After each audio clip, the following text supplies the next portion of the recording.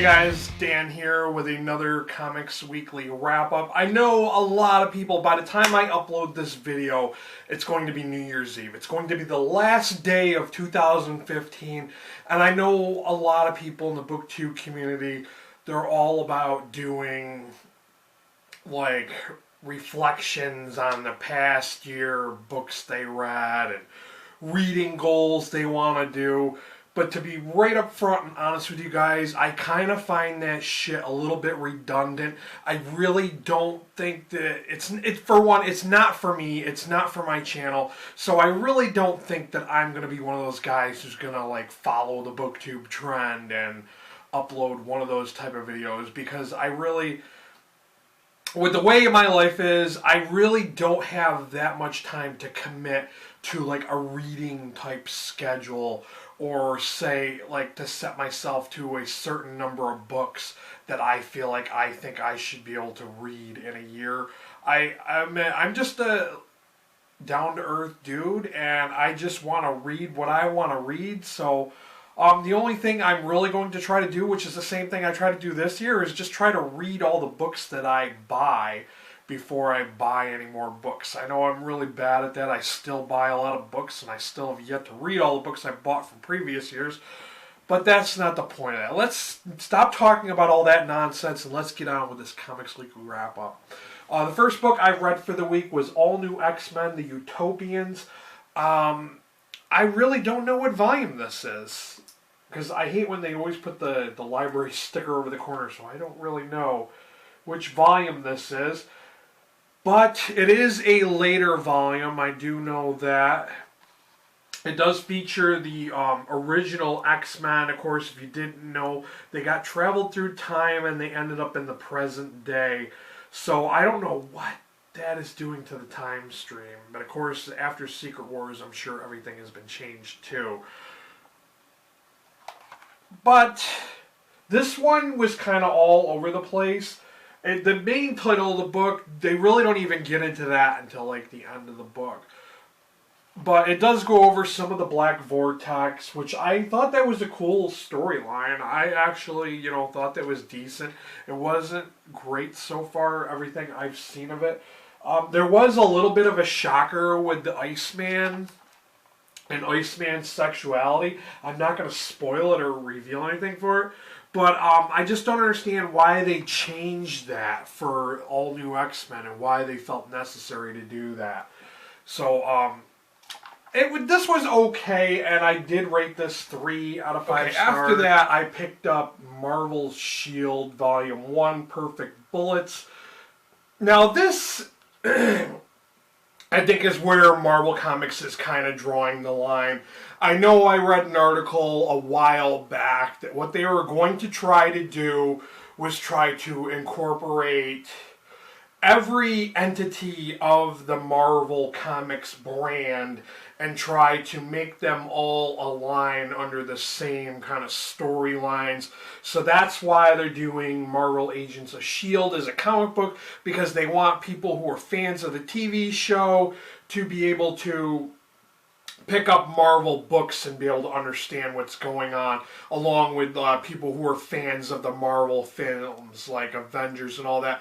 Now, for those of us who are traditional comic book people, it was totally different stories, and Marvel is rewriting everything since they've been owned by Disney, and they're making it so, that, Hank Pym is no longer the creator of Ant-Man.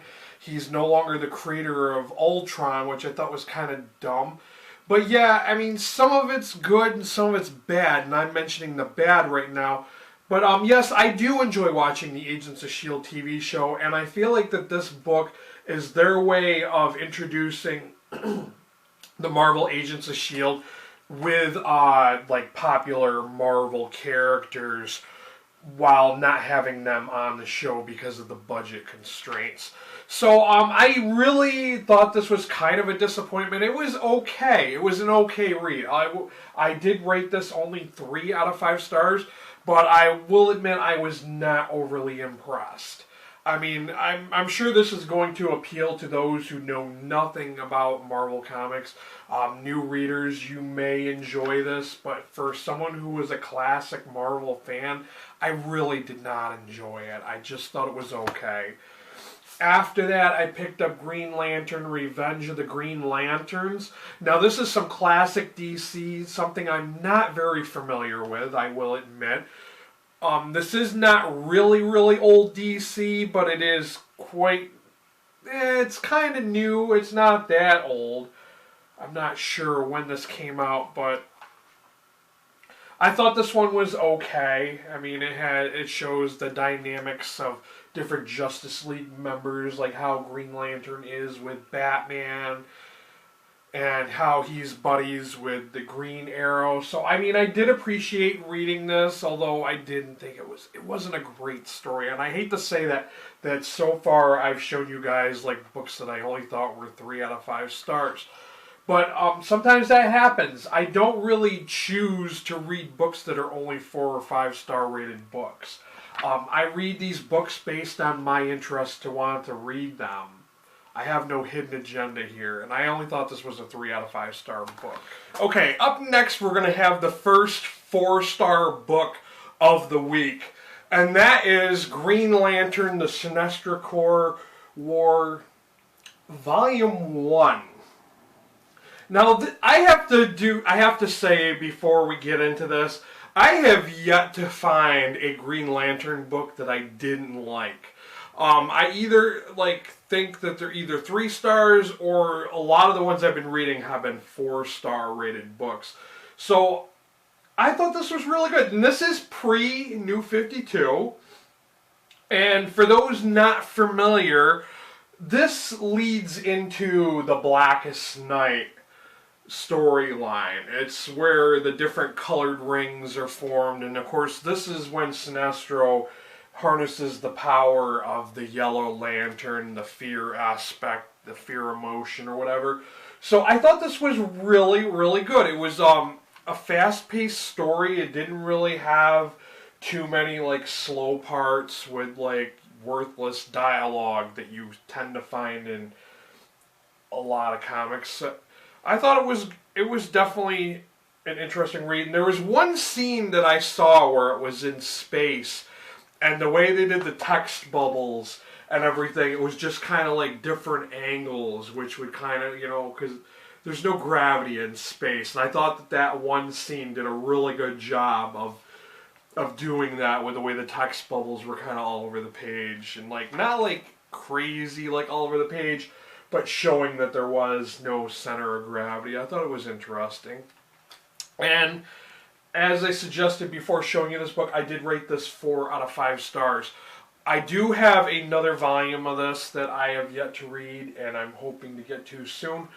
If you have not checked out The Blackest Night, definitely check out that one. And this one is good, too. So, this isn't a prereq, though. I'm going to say that right now. This is not a prereq to The Blackest Night, but it does kind of help you understand things a little bit better. Okay, up next we have Green Lantern Tales of the Sinestro Corps Volume 1. And I do have to say before I talk any further about this, and I'm kind of glad that I chose to read this instead of reading the Volume 2 of the Sinestro Corps War, because this helped me understand what exactly is going on with this storyline. This one has little background stories on the current players of the Sinestro Corps War, where it explains who the Sinestro Corps, certain members, what their motivations are for the things they're doing, who the new Ion is. And if you're not sure who Ion is, he's like the sigil bearer of the Green Lantern. It's like the power source of the green willpower. So, reading this really, really helped me, understand better what was going on in this storyline. I do have to say that another thing that should probably be read before this, it's not a prereq, but you should probably read it, is the Infinite Crisis and the Infinite Crisis of Earths. Infinite Earths, or I can't remember the exact title, but you know which one I'm talking about. The one I just went over like a week or two ago. That book should probably be read to really understand what's going on in here too, because they all come together in this storyline. And of course, in the back of this, it has like, files on different like members of the lanterns, yellow and green, and specific locations and stuff like that. So it was really useful and helpful to read this, and I did rate this 4 out of 5 stars on Goodreads. Okay, up next we have Green Lantern, the Sinestro Corps War Volume 2, and I do have to reiterate what I said with the last book, that I'm kind of glad that I read the Tales of the Sinestro Corps, because it helped you like understand who the major players were. Now, while I found the first volume of this to be really, really good, I really enjoyed the start of that series, but this one was really, really slow to start. It just has them in space. It's like they just had their first confrontation with the Sinestro Corps. So things are kind of winding down. They're not as exciting as they were in Volume 1. But things do come to a head, and they finish the conflict with Volume 2. But I felt like it was a rather, it was like it was just kind of okay finish to what I thought was a great start to a pivotal event in, the Green Lantern Corps and the DC Universe. So I only rated this one 3 out of 5 stars. I did enjoy it, but I just didn't feel it was as good as the starting point in Volume 1. Okay, and now it's time for the final book of my weekly wrap-up, which is the last weekly wrap-up of 2015. We have Shazam, and this is the New 52 Shazam. I have to admit that I never read any Captain Marvel like before the New 52. I was kind of aware that he was a Justice Leaguer, and I knew that he was Billy Batson, who was really a little boy, but I never read any of those books. I never had the opportunity to read any of them, so this is my first experience with Shazam. I do have to say, this story did start out a little slow, and it was kind of interesting to see how he got his powers, because I never saw that before. But the old wizard in the cave, and he's looking for somebody pure heart and all that. And of course, it's got Black Adam, who is the villain, and the 7 deadly sins. So this was really, really cool. It was really action-packed, and I thought it was kind of interesting that such an unlikely hero, or unlikely person, could become a hero. So I really enjoyed this, and I rated this 4 out of 5 stars. I thought they did a really good job with this.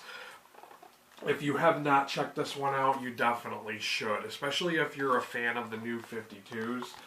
Definitely check this one out. So that is my last weekly wrap-up of 2015. If you are not already a subscriber and you continue to watch my videos, feel free to hit that subscribe button. You'll know when I upload new videos on a weekly basis.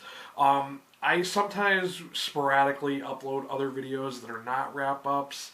I don't really do a set schedule, but I do mostly talk about the comics because that's what I read mostly. So if you like this video, like it, share it with your friends, and thank you for watching.